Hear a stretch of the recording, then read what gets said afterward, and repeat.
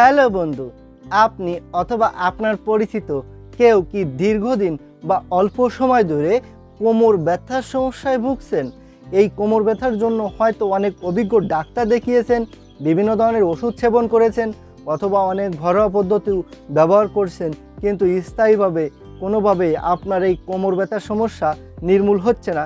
মতো অবস্থায় আপনার সহ আপনার পরিচিত যে কোনো কারো এই কোমর ব্যথার সমস্যা যদি হোমিওপ্যাথি ওষুধের দ্বারা স্থায়ীভাবে আজীবনের জন্য নির্মূল করতে চান, তাহলে এই ভিডিওটা আপনার জন্য অত্যন্ত প্রয়োজনীয়।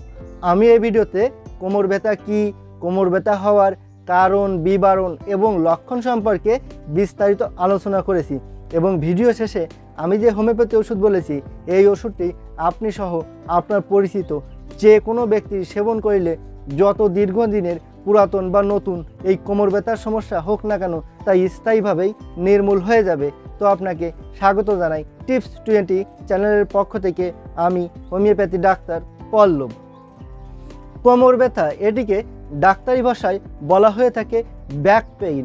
এই কোমর ব্যথার সমস্যায় অর্ধ বয়স পার হতে না হতেই অনেকেরই এই দেখা যায়। প্রায় গবেষণায় দেখা গেছে যে 70% মানুষ কোনো না কোনো কারণবশত এই কোমর ব্যথার সমস্যায় ভুগে থাকে।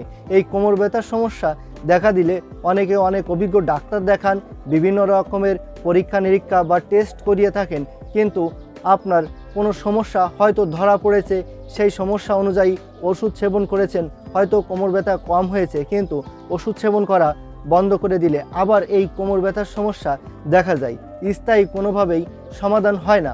আর এই পেইন কিলার জাতীয় ওষুধ সেবন করলে এই কোমর ব্যথার জন্য এর কারণে কিডনি, লিভার বা পাকস্থলী পরবর্তীতে ড্যামেজ হয়ে যেতে পারে এবং এই পেইন কিলার জাতীয় ওষুধের নানা রকম পার্শ্ব প্রতিক্রিয়া রয়েছে।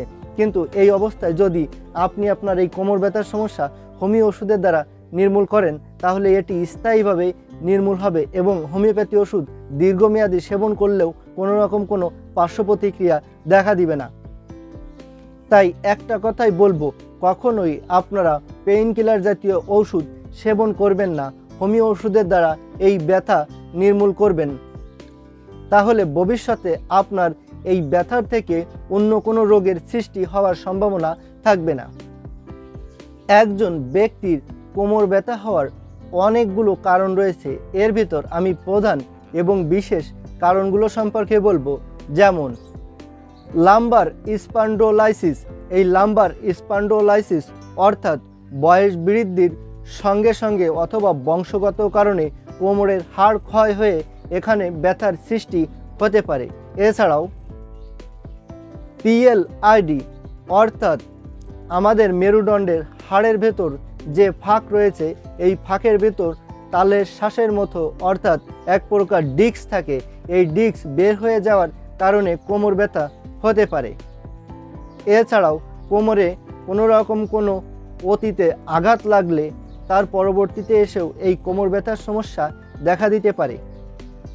এছাড়াও মেরুদণ্ডের শিরা শুকিয়ে যাওয়ার কারণেও এই কোমর ব্যথার সমস্যা দেখা দিতে পারে। এছাড়া মাংসপেশিতে চাপের কারণেও এই কোমর ব্যথার সমস্যা দেখা দিতে পারে।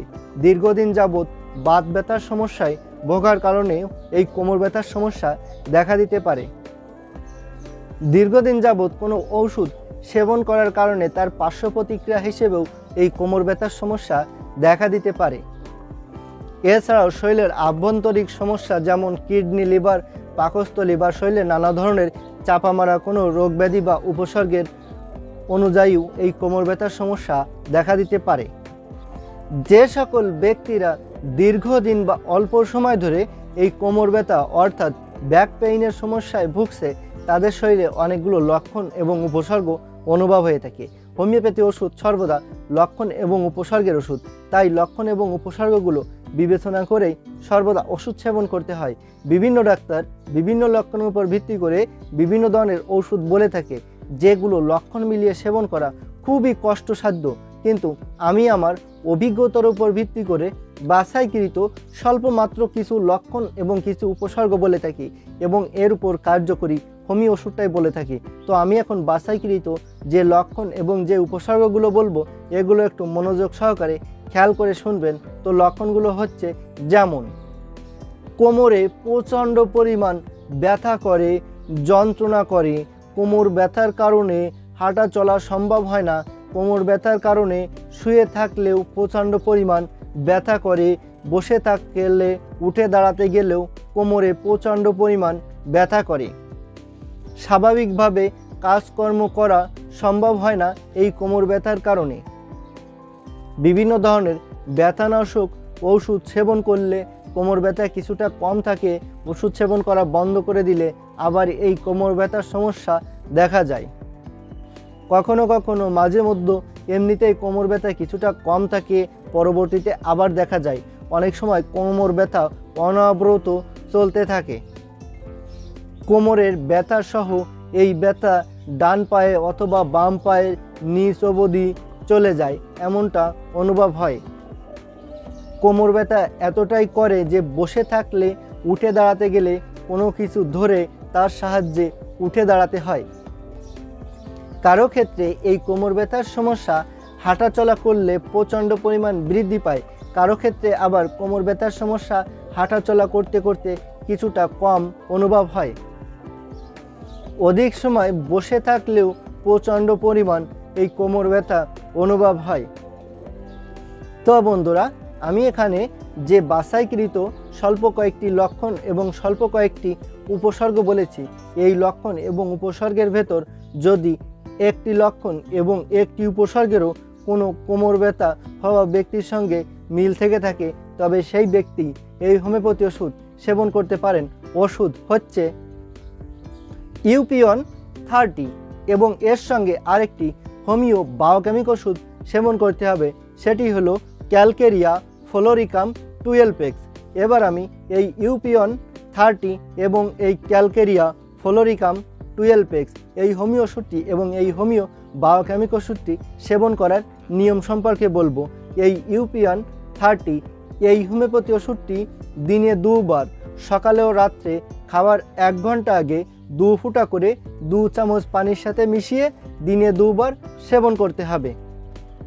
এবং এই ক্যালকেরিয়া ফ্লোরিকাম 12x এই হোমিও বায়োকেমিক ওষুধটি 4টি করে বড়ি দিনে 2 বার, সকালে ও রাত্রে খাওয়ার 1 ঘন্টা পর চিবিয়ে কামড়িয়ে চুষে খেতে হবে। এই নিয়মে এই 2টি ওষুধ কমপক্ষে 1.5 থেকে 2 মাস কন্টিনিউ সেবন করতে হবে। তাহলে যে কোনো ব্যক্তিরই এই কোমর ব্যথার সমস্যা যত দীর্ঘদিনের, পুরাতন বা নতুন হোক না কেন, তা স্থায়ীভাবেই নির্মূল হয়ে যাবে। তবে এই ওষুধ দুটি অবশ্যই আপনার নিকটের কোনো হোমিওপ্যাথি দোকান থেকে অবশ্যই ভালো কোনো কোম্পানির ওষুধ কিনে নেবেন। ওষুধ দুটি সেবন করা ছাড়াও কোনো রকম কোনো মতামত বা প্রশ্ন থাকলে অবশ্যই কমেন্ট বক্সে লিখে জানাবেন। আর আপনাদের যে কোনো ধরনের চিকিৎসা গ্রহণের প্রয়োজন হলে অবশ্যই আমার সাথে সরাসরি কথা বলবেন।